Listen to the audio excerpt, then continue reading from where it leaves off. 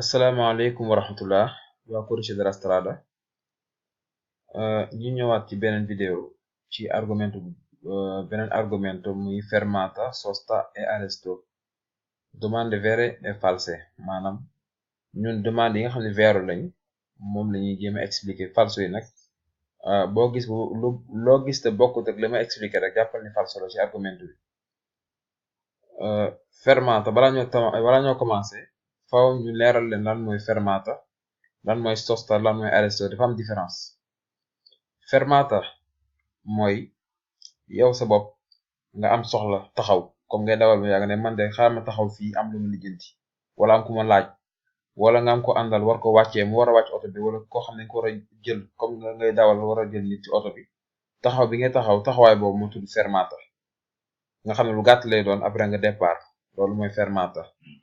sosta mooy nga gaare, ñëw gaare oto bi, fay, tëj dem sa yoon, loolu mooy sosta. arresto nag daa xaw a niroog fermata waaye bokkuñ. arresto mooy arrêt, comme tey ngay daw ba mu yàgg police bi ne la taxawal, xam nga dina arrêté, taxaw nga, loolu moo tudd arresto, bokkut ak fermata. wala ngay daw ba mu yàgg circulation bi xat wala sémaphore bi rouge nga taxawaay boobu tamit arresto la tudd. maanaam nekkul loo xam ne yaa ko bëgg, mais circulation moo la ko imposé wala policier yi ne la taxawal wala lu mel noonu. léegi dañuy xool demande yi nga xam ne bu ci nekk seen demande vere. ñu commencé ko ci disco orario et parquímetro. disco orario mooy li ngeen di gis nii, nga xam ni la ngis tableau bii danaan la fi parking la, kon disco orario am nga droit gaare fi 30 minutes. léegi loolu yaa ngi ko régler ci affaire bii nii, heure bi nga xam ne mooy orario di arrivo, heure bi nga xam ne moom nga egsi, moom ngay bind, moom ngay noter fii. bu ko defee nag ñoom ñu mën a xam buñ ñëwee mën a xam yow kañ nga fi ñëwoon nag yooyu. loolu mooy disco orario. bu dee parquímetro xaar leen léegi mu indil leen image bi.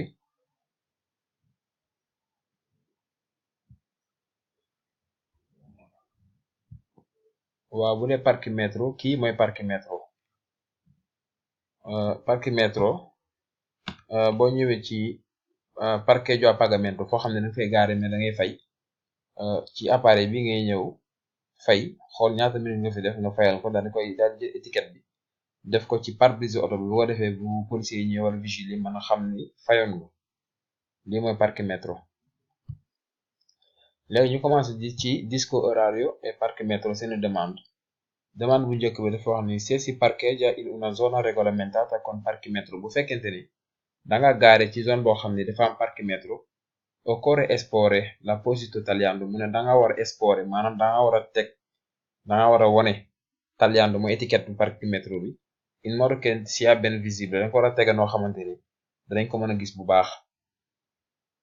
per parcheggiare in una zona regolamentata mediante disco orario. bu fekkee naa bëgg gaare foo xamante ni disco orario moo fay dox, comme disco orario bi mën a woon léegi,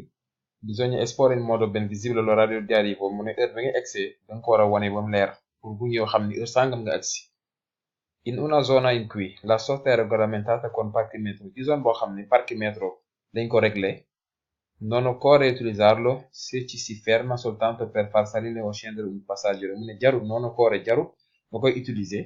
bu fekkente ne danga taxaw rek soltanto rek pour wàcce wala yëgal ab passager, am ko war a yóbbaale wala ko war a wàcce. loolu jarul nga ci dagg ticket wala dara. per parcheggiare in una zona regolamentata mediante disco orario. bu fekkee danga bëgg gaare foo xam ne dafa am disco orario, bisogna indicare sul disco l'orario di fine della sosta. mu ne danga war a indiquer ci disque bi heure bi nga xam ne ci la sosta bi jeexee. kii ci demande falso yi la, moom daanaka dama cee juum dugg waaye jublu ma ko ci vero yi rek laa war a tontu. ñu jàll ci beneen. conducente di autoveicolo in sosta. ki dawal autoveicolo te war a gaare. mu ne il conducente di un autoveicolo in sosta sul lato destro di una strada urbana. ki nga xam ni mooy dawal autoveicolo dem ba ci dëkk bi, ci strada urbana ci biir dëkk bi, war a gaare ci côté droite carreggiata bi, strada bi. prima di aprire la portiera, balaa ubbi porte bi, deve fare particolare attenzione ai veicoli che sopraggiungono. daa war a xool bu baax bàyyi xel bu baax véhicule yi dikk bala nga ubbi sa porte xoolal ndax oto ñëwul. Il conducente di un autoveicolo in sosta ki nga xam ne tamit dafa yor autoveicolo war a gaare su una strada stretta ci strada bu xat, prima di scendere balaa wàcc deve controllare che non sopraggiungono veicoli, nga war a xool ba wóor ko ni amul véhicule buy ñëw. È opportuno che il conducente di un autoveicolo in sosta sul lato sinistro in una strada urbana a senso unico mu ne day baax ci ki nga xam ni dafa yor autoveicolo war a gaare ci côté gauche strada urbana boo xam ni sens unique la. Ricordi al passeggero di prestare particolare attenzione ai veicoli che sopraggiungono prima di aprire la portiera. waaw bu fekkee danga passager bu war a wàcc wala muy yëg fàttali ko bu baax baax pour mu bàyyi xel bu baax wala wàcc mu bàyyi xel oto yi nga xam ne ñooy dikk. È opportuno che il conducente di un autoveicolo in sosta sul lato destro di una strada urbana ki nga xam ne dafa yore autovettura war a gaare war a taxaw war a gaare ci côté ku féete ndeyjoor ci strada urbana ci biir dëkk bi day baax ci moom ricordi al passeggero mu fàttali passager bi mu àndal che apre la portiera bi nga xam ne mooy ubbi porte bi di destra di fare attenzione ai pedoni in transito maanaam bu fekkee porte droite bi la passager bi ubbi pour wàcc ne bàyyi xel pedoni yi dox mu xool ba kenn du dal ci porte bi. ñu jàll ci prima di iniziare a guidare bala nga tàmbale dawal comme bu fekkoon da nga gaare yoon léegi nga war a taal oto bi pour dem mu ne prima di iniziare a guidare bala nga commencé dawal un autoveicolo ab autoveicolo è opportuno regolare il sedile e il poggiatesta mu ne day baax nga régler chaise bi ak poggiatesta mooy boo toogee ci chaise bi fi nga xam ne moom ngay teg sa bopp secondo la propria statura boo koy nga régler ko comme ci sa taxawaay yow ni nga bindoo nga xool lu meg lu dëppook yow ci chaise bi ak yooyu nga régler ko noonu. Prima di iniziare a guidare un autoveicolo bala ngaa tàmbalee dawal autoveicolo è opportuno regolare gli specchi day baax nga régler seetu yi rétrovisori interni et esterni seetu rétrovisori yi ci biir ak yi ci biti bi ci biir ak yi ci biti. Prima di iniziare a guidare un motociclo bala ngaa tàmbalee dawal ab motociclo è opportuno regolare gli specchi secondo la propria statura mu ne danga war a régler seetu yi ba mu tollook yow. Quando si guida un veicolo a motore booy dawal ab véhicule bu am moteur bisogna avere con sé tutti i documenti necessari mu ne danga war a yor say documents yëpp per la guida pour dawal bi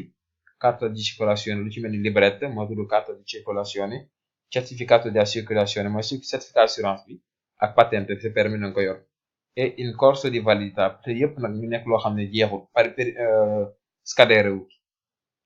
Prima di iniziare a guidare un veicolo a motore bala nga tàmbale dawal véhicule bu am moteur bisogna essere certi che la categoria di patente posseduta ne consenta la guida mu ne da ngay xool ba mu wóor la ni catégorie patente bi nga yor permettre na la nga dawal véhicule boobu comme tey nga yor patente bii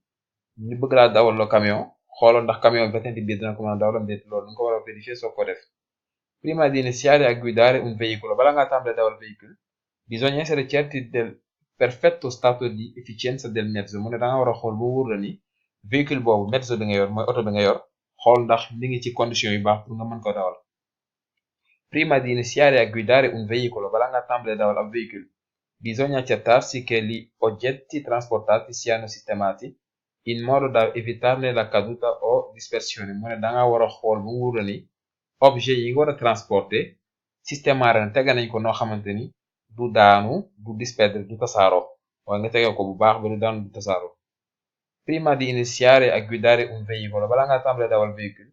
bisogna controllare che non sia compromessa la visibilità posteriore e laterale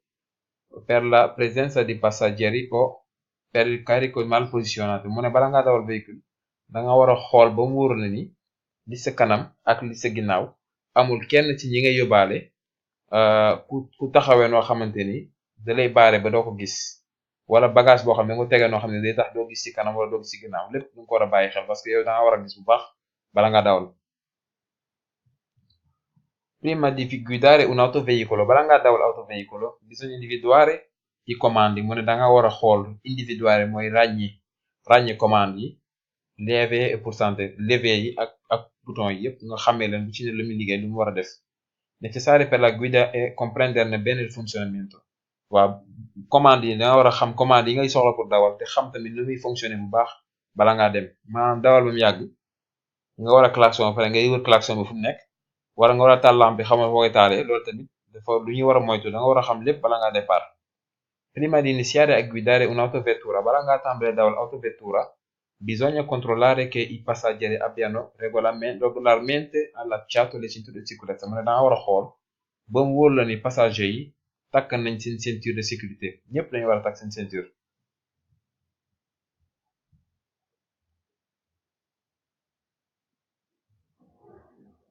ñu jàll ci beneen fermata del veicolo. booy fi def fermata wax naa leen ni mooy taxaw comme ngay daw bu yàgg am soxla taxaw wala nga war a jël nit wala nga war a wàcce nit. mu ne l'arresto è l'interruzione della marcia del veicolo dovuto all'esigenza della circolazione. mu ne arresto mooy nga taxawal oto bi, interruzione di marcia mooy nga taxawal oto bi taxawaay boo xam ne circulation bi moo koy laaj moo ko soxla, comme ad esempio un semaforo rosso par exemple semaforo bu rouge nga daw ba semaforo bu rouge nga taxaw bu boobaa defoo fermata mais arresto nga def. La fermata di un veicolo, fermata ab veicolo, è la temporanea sospensione della marcia per consentire la salita o la discesa delle persone. mu ne fermata mooy nga dem ba mu yàgg daal di def fermata temporanea maa nga taxaw taxawaay bu gàtt boo xam ni pour permettre nit mu yéeg wala mu wàcce oto bi loolu mooy fermata. beneen bi la fermata di un veicolo, fermata veicolo bi è la temporanea sospensione della marcia per esigenze di brevissima durata mooy nga taxawal oto bi taxawaay boo xam ne dalay permettre nga mën a taxawaay boo xam ne dafay gàtt soxla soo xam ne soxla su gàtt lay doon, come ad esempio per chiedere informazioni agli agenti del traffico, comme par exemple nga taxaw pour laaj information taxawaay boobu noonu fermata la tudd moom arrêté wu la yaa taxawal sa bopp pour demander information. La fermata di un veicolo è la temporanea sospensione della marcia per esigenze di brevissima durata mooy nga taxaw taxawaay boo xam ni pour soxla su gàtt loolu mooy fermata. ñu jàll ci durante la fermata jamono ji ngay def fermata nag nga war a comporter yoo. La fermata non deve arrecare intralcio alla circolazione. Fermata warul indi benn problème ci circulation bi non deve arrecare intralcio mooy warul indi benn jafe-jafe alla circolazione ci circulation bi. Durante la fermata jamono ji nga xam ne yaa ngi def fermata il conducente non deve impedire con il proprio autoveicolo il normale flusso del traffico. mu ne chauffeur bi warul baare circulation bi ak otoom yow booy def fermata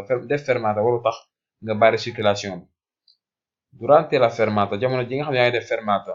il conducente deve comportarsi in modo da non costituire pericolo agli altri utenti della strada. mu ne chauffeur bi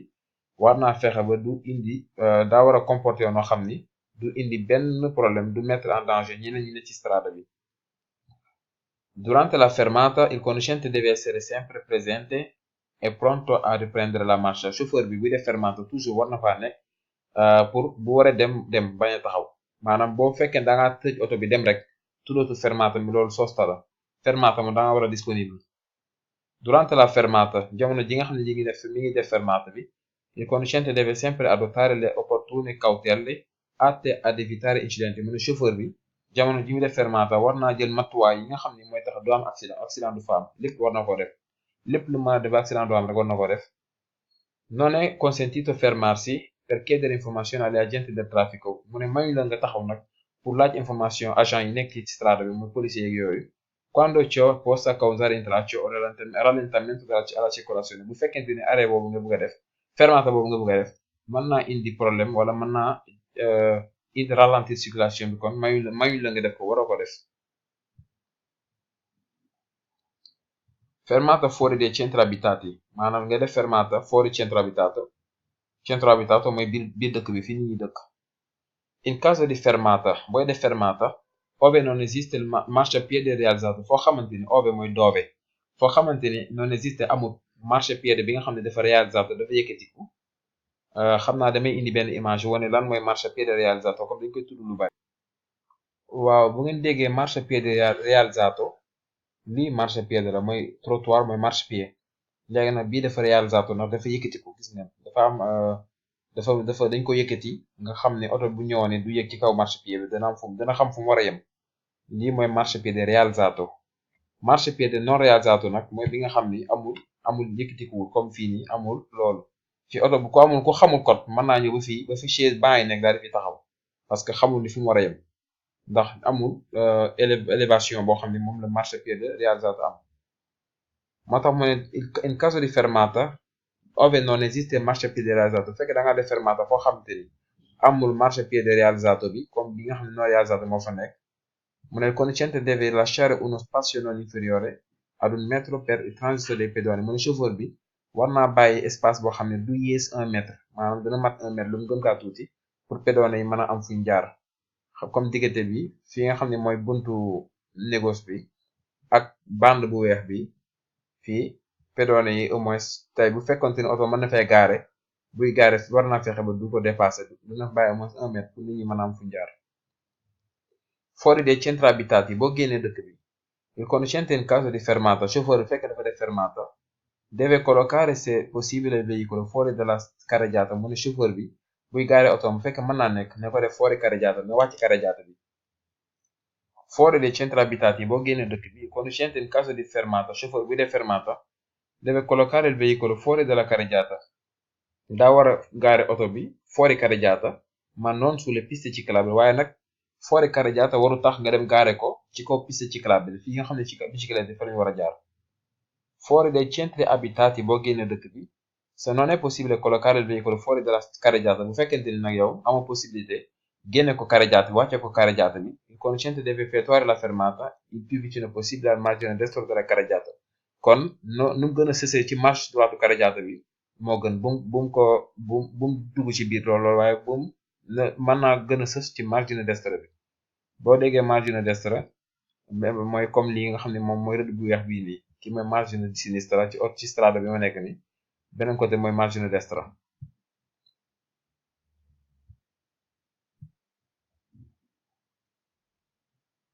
ñu jàll ci fermata vietata, fermata boo xam ne koy tere, mu ne la fermata è vietata in corrispondenza o in prossimità dei passaggi a livello, boo demee bay jub wala nga jege passaggio a livello foofu dañuy tere ku fa def fermata. La fermata è vietata sui binari di linea ferroviaria, mu ne fermata dañ koy tere ci kaw raayu train yi ak tramviaire raayu tram bi, o così vicino wala nga jege ko lool ad essi da intralciare la marcia dei veicoli su rotaie, wala nga jege ko lool ba nga xam ne ñoom duñ xam fuñ jaar wala dañ baari yoon yi kon waroo fa def fermata. La fermata è vietata nelle gallerie, mu ne ci tunnel yi dañuy tere ku fa def fermata salvo diverse segnalazioni, ba mu des na ñu defal la fa signalazione bu la ko permettre, bu fekkente ne amul lu la ko may, bu dee amul benn tableau bu la permettre nga gaare fa nga def fa fermata waroo ko faa def ndax dañ koy tere. La fermata è vietata nei sottovia, mu ne fermata dañ koy tere ci yoon yi jaar ci suuf sotto i sovrapassaggi wala ci kaw pont yi sotto i fornici ai portici, fornici ai portici mooy xeetu buntu yoo xam ni buntu yu mag la yu ne ci biir dëkk yi, salvo diverse segnalazioni, loolu nag bu fekkee amul lu la permettre nga def fa fermata waroo faa def fermata. La fermata è vietata sui dossi, ci kaw dossi dañuy tere ku fa def fermata. Fuori dei centri abitati ci boo génne dëkk bi e sulle strade urbane di scorrimento la fermata è vietata in prossimità dei dossi, boo génne dëkk bi ak strada yi nga xamante ni urbane di scorrimento la, mu ne dañuy tere ku fa def fermata ci kaw dossi wala boo demee bay jub dosso. La fermata è vietata nelle curve, mu ne fermata dañ koy tere ci virage fuori dei centri abitati boo génne dëkk bi e sulle strade urbane ak strade urbane di scorrimento mooy strada yi nga xam ne dañ fi jaar daw lu bari, anche in loro prossimità, même boo ko jubee sax waroo faa def fermata.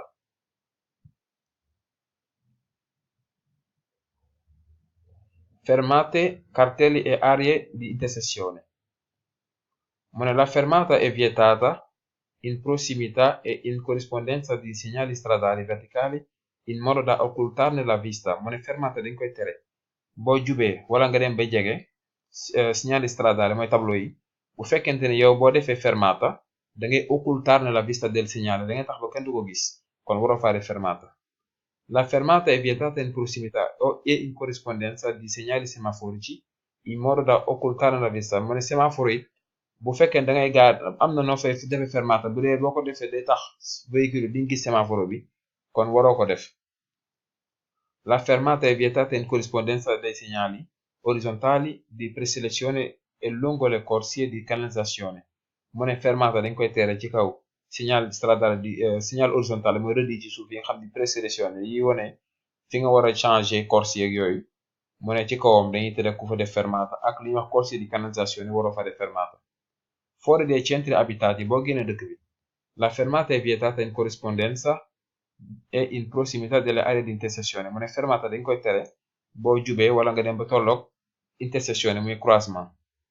Nei centri abitati ci biir dëkk bi la fermata e la sosta sono vietate in corrispondenza delle aree di intersezione mu ne fermata ak sosta dañ koy tere boo demee bay jub intersezione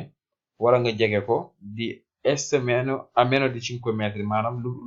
nga xam ne lu yées 5 metri dañ koy tere salvo diverse segnalazioni ba mu des ñu def la tableau boo xam ne moo la permettre nga def ko.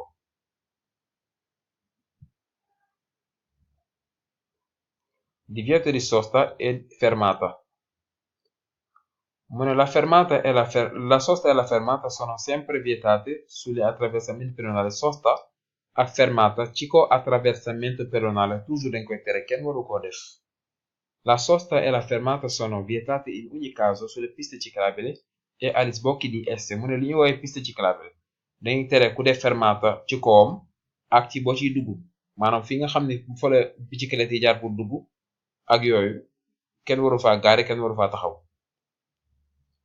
La sosta e la fermata sono vietate sui marciapiedi maanaam ci marciapiedi ci trottoir yi dañuy tere ku fa def sosta wala fermata salvo diverse segnalazioni bu fekkente ni defuñ fa ay espace yoo xam ne ku fa gaa fi ñu gaare la kenn waru gaare ci kaw marciapiedi kenn waru fa taxaw tamit. La fermata è consentita allo sbocco dei passi carabile mu ne ci passi carabile buntu passi carabile yi mën nga faa def fermata mais sosta mu ne ko fay tere. La fermata è consentita davanti ai cassonetti dei rifiuti urbani ci poubelle yi nekk ci mbedd yi ci biir dëkk bi mën ngaa def fermata ci kanam poubelle yooyu mooy mbalit yooyu rek nga xam ne dañ ci def ay salteeg yooyu mën ngaa taxaw ci kanamam mais waroo faa gaare.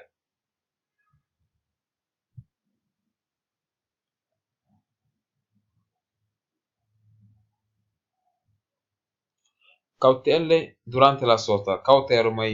maanaam attention bi nga war a am matuwaay yi nga war a jël pour moytu jamono yi ngay def sosta. La sosta è la sospensione della marcia del veicolo protratta nel tempo mu ne sosta mooy nga taxawal oto bi taxawaay boo xam ne protratta nel tempo day yàgg ci temps bi con possibilità del conducente di allontanarsi ak am na nu muy demee sax yow nga dem doxi yow chauffeur bi nga tëj oto bi dem loolu mooy sosta. Durante la sosta jamono yi nga xam ne yaa ngi def sosta il conducente può allontanarsi dal veicolo yow chauffeur mën ngaa sori mën ngaa dem doxi. Durante la sosta il conducente deve adottare le opportune cautele atte ad evitare incidenti mu ne chauffeur bi jamono yi def sosta war naa jël matuwaay yi nga xam ne mooy tax accident du am. Durante la sosta il conducente deve impedire l'uso del veicolo senza il suo consenso yow chauffeur boo gaaree sa oto war ngaa fexe ba kenn du ko mën a utiliser sans yow nga jox ko autorisation mooy tëjal oto bi di wàlle caabi yi. Durante la sosta è opportuno che il conducente azioni il freno di stazionamento mu ne chauffeur bi buy def sosta daa war a xëcc frein à main bi frein de stationnement bi ed inserisca il rapporto più basso del cambio di velocità pare mu dugal vitesse bi gën a tuuti comme nga dugal premier wala nga def arrière. Durante la sosta il conducente deve adottare accorgimenti atti a garantire l'immobilità del veicolo mu ne chauffeur bi bu defee sosta war naa jël war naa fexe ba oto bi moom du bouger du dem fenn war na ko gaare noo xam du bouger du yëngu dem fenn indipendentemente dal grado di pendenza della strada ak strada nu mën a mel bu dee daa pant ak daa tali nu mën a mel yow boo gaaree fexeel ba oto bi kenn du bouger dem fenn. Durante la sosta nelle strade a forte pendenza booy gaaree foofu ci strada boo xam ne dafa pant bu metti è opportuno che il conducente azioni il freno di stazionamento mu ne day baax ci chauffeur bi mu dugal frein à main bi inserisca il rapporto più basso mu dugal vitesse bi gën a tuuti del cambio ci cambio bi e lasci il veicolo con le ruote sterzate verso il marciapiede pare véhicule mu wiñaar puno yi dem ba jublu marciapiede trottoir bi loolu ñetti mbir la yoo xamante ni waaw day tax bu ci benn amee bàyyi rek yi ci des mën koo téye oto bi bu fekkee daa ne fu pant nga xëcc frein à main bi déjà day téye oto bi nga dugal vitesse ba pare nga wiñaar volant bi mu jublu marchepied bu frein à main bi bàyyi woon bu yàqu woon vitesse ba nga dugal mooy téye oto bi bu fekkee ñoom ñaar dañoo bàyyi bu départ du sori ndax pneu yi day dal ci marchepied mu taxaw. Durante la sosta jamono ji nga xam ne yaa ngi def sosta il conducente deve lasciare il veicolo con il motore spento mu ne chauffeur bi durante la sosta il conducente deve lasciare il veicolo con il motore chauffeur bi gaare oto bi daa war a fay moteur bi waru taal moteur bi ko war a fay boo gaare ba daa war a fay moteur bi soo ko def.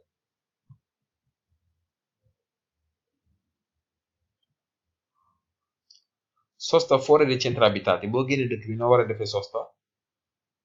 mu ne salvo diversa segnalazione maanaam baatu salvo diversa segnalazione da ngeen koy gis lu bari ci code bi loolu da lay avertir ne li may bëgg a wax nii bu fekkente ne amul lu ko dindi nangam moo am li may bëgg a wax nii bu fekkee amul lu signal boo xam ne moo ko dindi nangam moo am